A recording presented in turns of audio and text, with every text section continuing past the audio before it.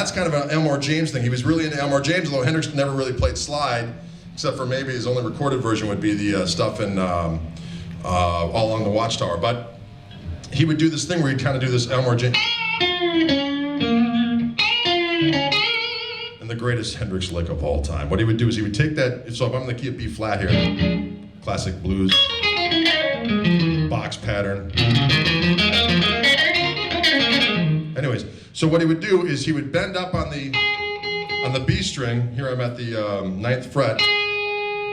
He'd bend up a whole step, and while he's up there a whole step on the B string, he grabs the G string with the tip of his finger, which is already pre-bent like maybe a quarter of a step, and then you pluck the G string with that tip of that finger. So you go, and then you go back down on the G string. So.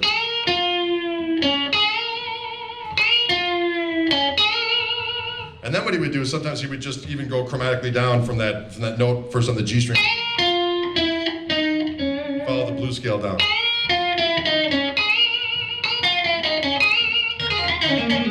And he'd always do these little fall off things I just loved.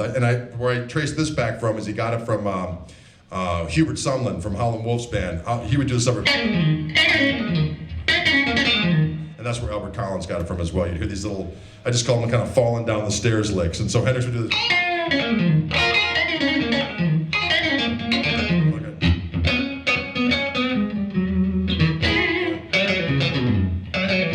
A little trail off. It just sounds cool, right? So when you do that. So anyways, my thought was if you take a Hendrix lick and all of a sudden like that, I'm going to go down to A here again so the open strings sound a little bit better. So if I take that lick and I add chicken pick and an open string pull-off, it becomes. All of a sudden Jimmy sounds like the redneck he never wanted to be. You know what I'm saying? And it's a short jump there.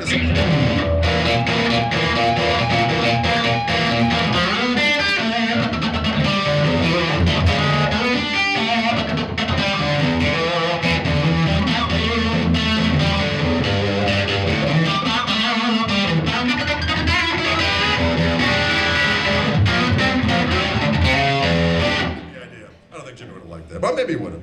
I know Janie Hendrix wouldn't like it though. She'd probably charge me a lot of money for doing that.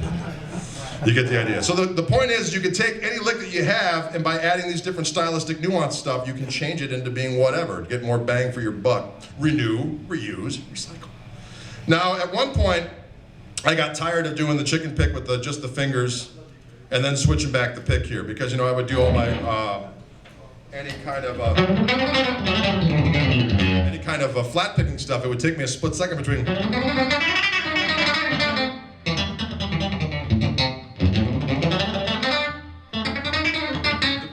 I had to whip that pick back and forth. You know what I'm saying? And in the time that it took me to whip the pick back and forth, I'm thinking, you know what? I probably could have thrown in another 374 notes if I would just keep the pick in one place. You know what I'm saying? And since sometimes more is more, I figured I had to learn how to do it. Now, a lot of guys that I was really into already picked this way anyway, like everyone from going back to James Burton, who was really the original chicken picker, to, of course, Albert Lee, was a huge Roy Buchanan fan, still am. Any Roy Buchanan fans out there? Identify yourselves! Yeah. Roy, the master! And then Danny Gatton, of course, very much influenced by Roy, but then kind of took it in a whole different direction. But anyway, all these guys did this chicken picking with the pick and the finger together. Now, with doing this, it's the same basic concept, but now it's going to be the pick and the fingers together. And with this kind of stuff, you need a little bit of a nail, especially in your middle finger. You don't need much. You just need a little bit of white shown above the cuticle, and you got enough to pop the string. I find that even if I break this fingernail and it gets, a lot of people are in like Lee press-on nails and stuff, and that's a little too much for me, you know what I'm saying? A little too much accessorizing.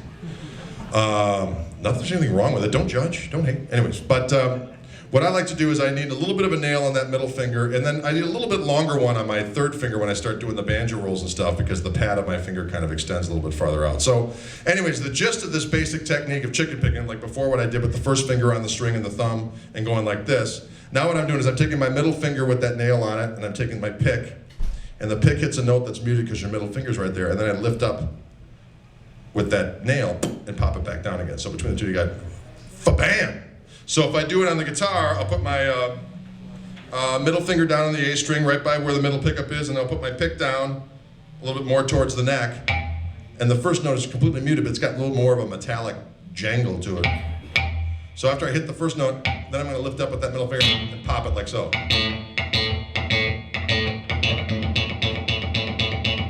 So once you got that down, you could do all your...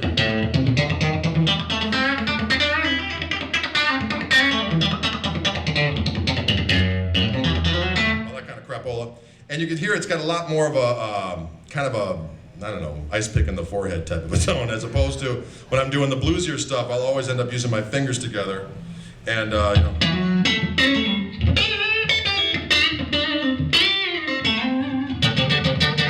As opposed to when I go for the jugular, then I use the picks.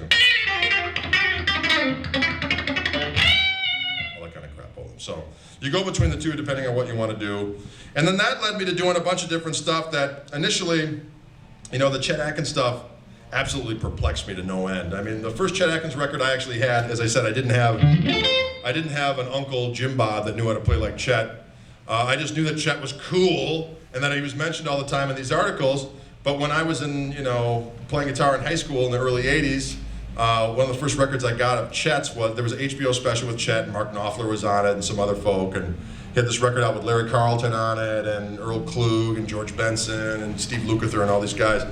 And the first lick I actually learned from Chet was a sweep lick, you know what I mean? And I wasn't into Yngwie Malmsteen or these cats. I was kind of a blues, you know, jazzy, funky country guy. I wasn't really a metal dude. You know, Zeppelin was it for me as far as that was concerned, you know what I'm saying? But I was hearing this Chet song, and it was some kind of fusion-y little kind of a thing, and all of a sudden Chet does this. It's like, what? What is that?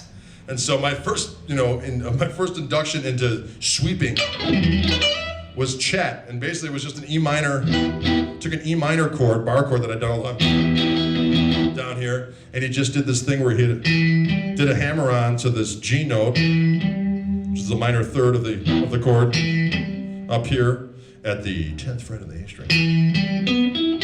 Gets the rest of the bar chord that we're used to playing, and then he hammers on the 7th here, and then slides it up to the high E string. But man, that is cool in the gang. So I was able to pilfer that from the record. I just thought it was ironic that in my first introduction to Chet Atkins, I'm whipping up, you know, stealing sweep licks, which is something that's usually affiliated with in the realm of the metalist.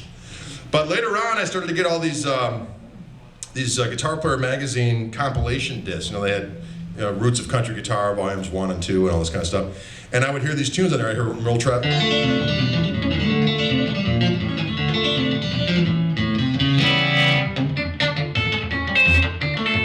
Or that.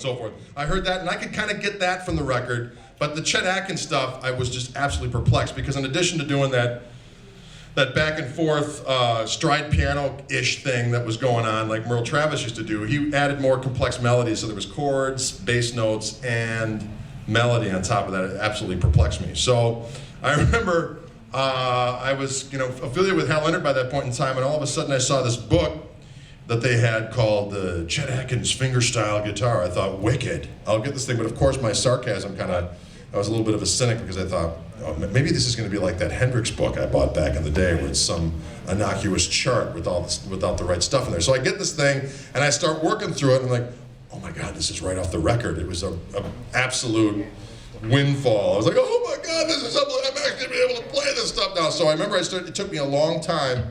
I started messing around with the stuff, and actually was able to put it all together. It was really cool. So I'm gonna do a little Chet-ish amalgam.